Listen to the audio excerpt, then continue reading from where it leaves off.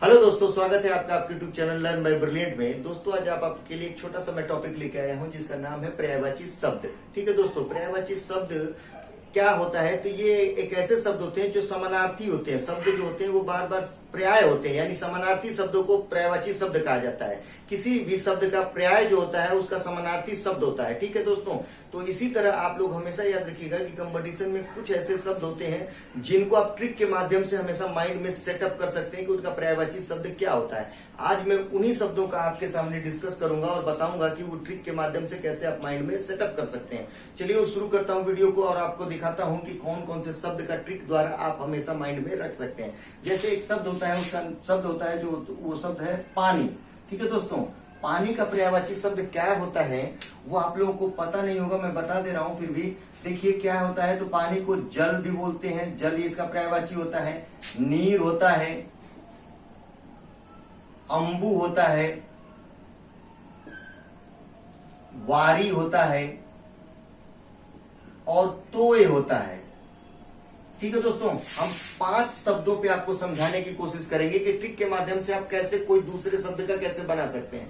तो आप याद रखिएगा कि पानी का होता है जल, नीर, अंबु, तोय और वारी। ठीक है दोस्तों, ये 5 ऐसे होते हैं। इसी तरह आपको कुछ नहीं करना है दोस्तों। अगर दूसरा कोई शब्द आप इसी से रिलेटेड दे दे आपका, जैसे आपको पूछ दे कमल का, कमल का पर्यायवाची क्या होता है, तो आपको कुछ नहीं करना है दोस्तों।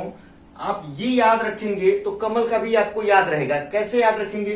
तो याद रखिएगा कि जैसे कमल कहाँ उगता है, तो हमेशा याद रखेंगे कि जल में उगता है। तो कुछ नहीं करना है इसमें। क्या करना है कि जैसे ये पानी का होता है जल, तो जल लिख के और ये कमल कहाँ उगता है तो हमेशा याद रखिएगा कि जल में ही उगता है, यानी इसमें ज जोड़ दीजिएगा, यानी ये हो जाएगा जलज। ठीक है दोस्तों, ये जलज जो होगा ये कमल का पर्यायवाची हो जाएगा। उसी तरह आप पहले सबका लिख देता हूं फिर आपको समझाता हूं। जैसे ये फिर नीर याद रखिएगा, नीर होता है, अंबु होता है, सेम टू सेम, वारी होता है और तोय होता है।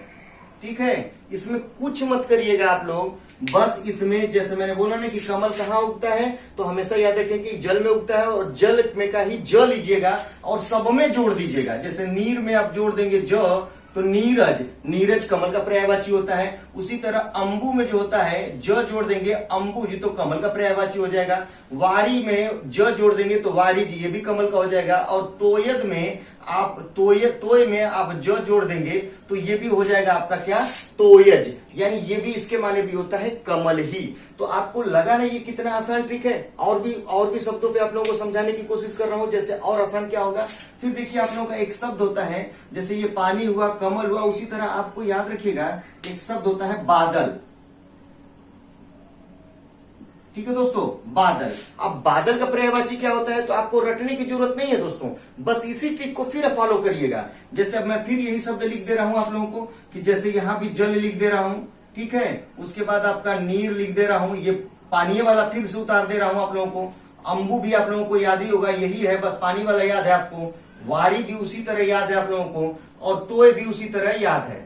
ठीक है, इसमें कुछ नहीं करना है दोस्तों, इसमें कुछ नहीं करना है आप लोगों को। फिर कैसे क्या करना है, जैसे ये देखिए बादल का पर्यायवाची क्या होगा, तो बादल में क्या आता है, द आता है। कुछ नहीं करिएगा, बस द ही उठाइएगा और कुल शब्दों में जोड़ दीजिएगा। जैसे ज ल आ द कर दीजिएगा तो ये हो जाएगा बादल, यानी जलद माने होता है बादल। उसी तरह नीर, नीर लिखा था उसमें द जोड़ देंगे, नीरद, यानी नीरद माने भी बादल होगा। उसी तरह अंबु, द जोड़ देंगे तो अंबुद, यानी इसमें भी हो जाएगा आपका क्या हो जाएगा, बादल होगा। वारी में क्या करेंगे, अगर वारी द जोड़ देंगे तो द इसमें वारिद हो जाएगा और तोय में भी द जोड़ेंगे तो क्या हो जाएगा, तोयद हो जाएगा। तो ये बहुत सारे शब्द, आपको कुछ नहीं करना था दोस्तों, बस पानी का याद रखेंगे और ना आपको कमल की याद रखने की जरूरत है ना आपको बादल की याद रखने की जरूरत है। बस वही ट्रिक, मतलब कमल कहाँ उगता है तो जल में उगता है और ज ही उठाएंगे और इनमें जोड़ देंगे, सारे पानी वाले में जोड़ देंगे। जैसे मैंने बताया जलज, नीरज, अंबुज, वारिज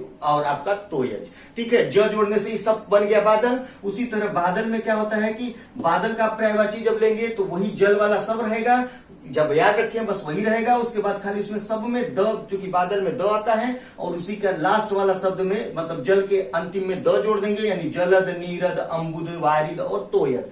तो ये बहुत सारे शब्द आपको आसान लगे होंगे, ये हमेशा आपके माइंड में सेटअप कर जाएंगे। वीडियो अगर अच्छा लगा होगा तो लाइक शेयर कमेंट जरूर करिएगा। जो चीजें इसमें नहीं समझ में आई होगी, अगर कुछ आप लोगों को कुछ बताना है तो कमेंट के माध्यम से जरूर बताइएगा। अपने दोस्तों में, ढेर सारे दोस्तों में शेयर करिएगा और वीडियो को ढेर सारा प्यार और चैनल को प्यार देते रहिएगा। Thank you so much.